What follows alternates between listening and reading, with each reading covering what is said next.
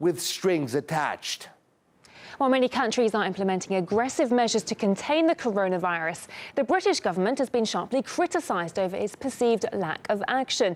Of particular concern to many people has been the suggestion that authorities will attempt to control the rate at which COVID-19 spreads with a view to developing widespread immunity among the population.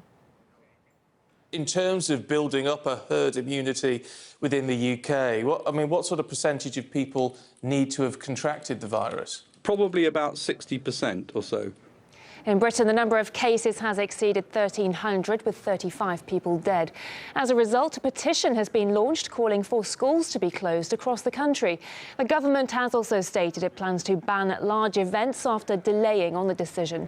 Additionally, the UK's Health Secretary has said that people aged over 70 could be isolated for up to 4 months. We asked people in London what they think about the government's high-risk approach to tackling the pandemic. It's probably true if you're taking a long-term view, but I don't think that really describes how we can best protect the most vulnerable people in the population who really can't afford to be affected right now. Nobody needs to be put at risk for a situation like this. I can see the argument for doing that, but equally I can also see that in doing so we're going to, cause a lot of people to get that virus who unfortunately won't make it, and that really concerns me. We've come down today bit scared of the virus, but we've got to carry on living. But obviously they don't say the virus is at its peak until about 10 weeks' time. So that's when I will get really concerned.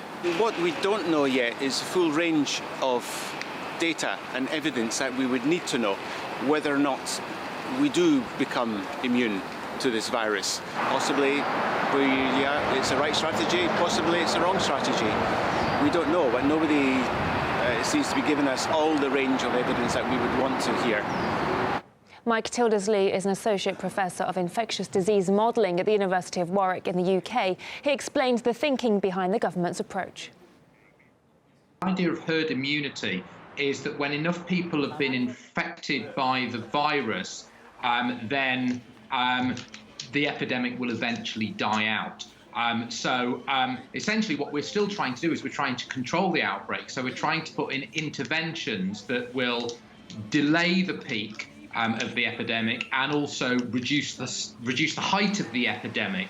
At the point that a certain number of people would be infected, then it could no longer infect any more people, because essentially people had all their contacts had been infected, and so it had reduced to a low enough level that the epidemic would die out. There's a risk to, we know that the over 70s and particularly the over 80s, because they may have underlying health conditions, are more at risk. So obviously you want to protect those people in the population, which is why these sorts of measures are being considered. It's really important now that we keep up these good hygiene practices that have been recommended. We keep up the necessary isolation and quarantine policies.